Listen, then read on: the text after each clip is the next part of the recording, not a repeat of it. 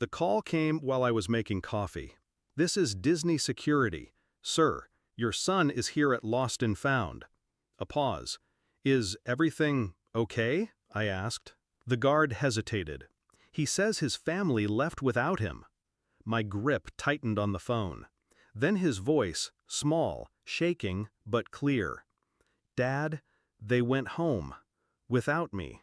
I froze. I could hear the background noise of laughter, music, and rides. All of it clashed with his words. They didn't notice, he whispered. They just left.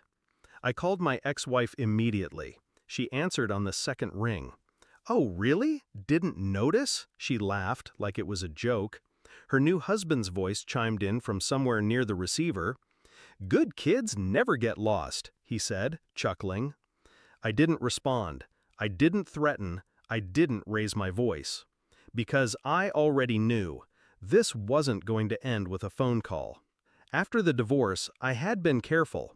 Custody schedules, pickup locations, every legal safeguard possible. But there were cracks, moments where I could feel her resentment toward me bleeding into the way she treated him. Subtle digs about me when she thought he couldn't hear. Missed calls when he was sick. Deliberate delays in bringing him back.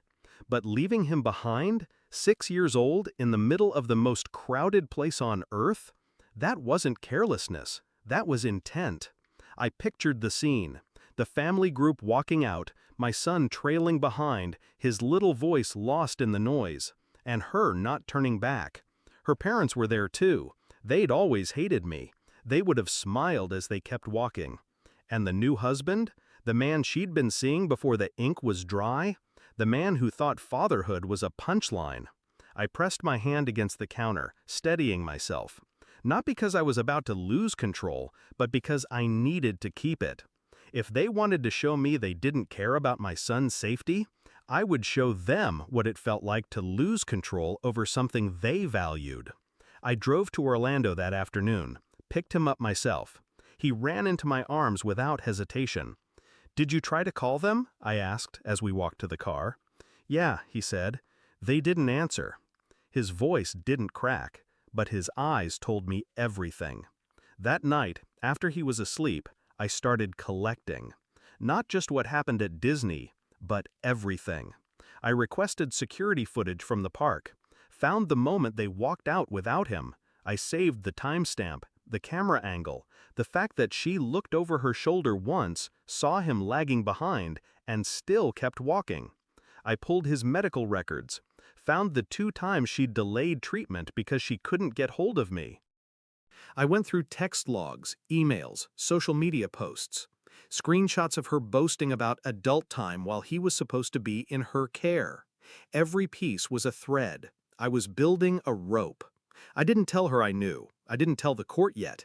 I wanted it all airtight. No emotional outbursts, no weak points for her to twist against me.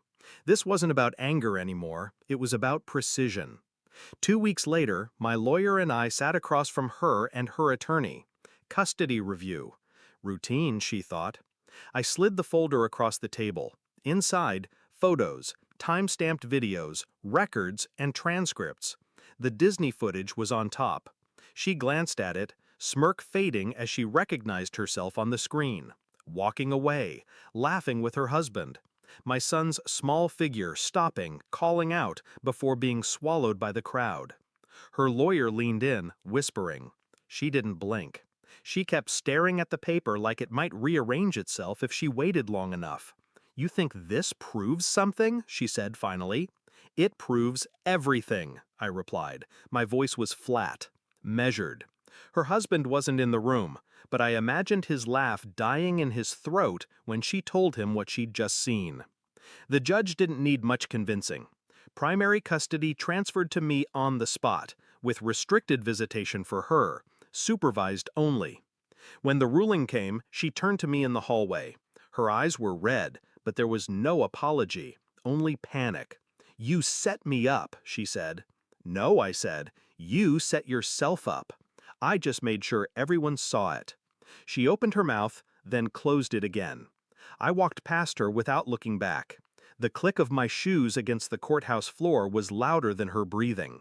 She had thought losing me was victory. Now, she had lost him.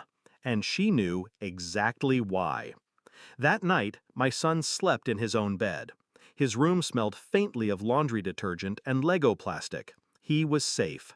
I sat in the doorway for a while, watching his chest rise and fall. I didn't feel relief, not joy, just a quiet certainty. She could laugh all she wanted. Her husband could joke about good kids. But now, they were jokes told in a smaller house, on shorter weekends, to an audience that no longer included my son. Some people think revenge is about hurting the other person. It isn't. It's about removing their power.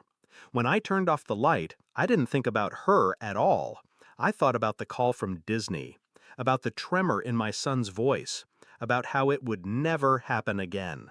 Because now I held the rope, and I wasn't letting go.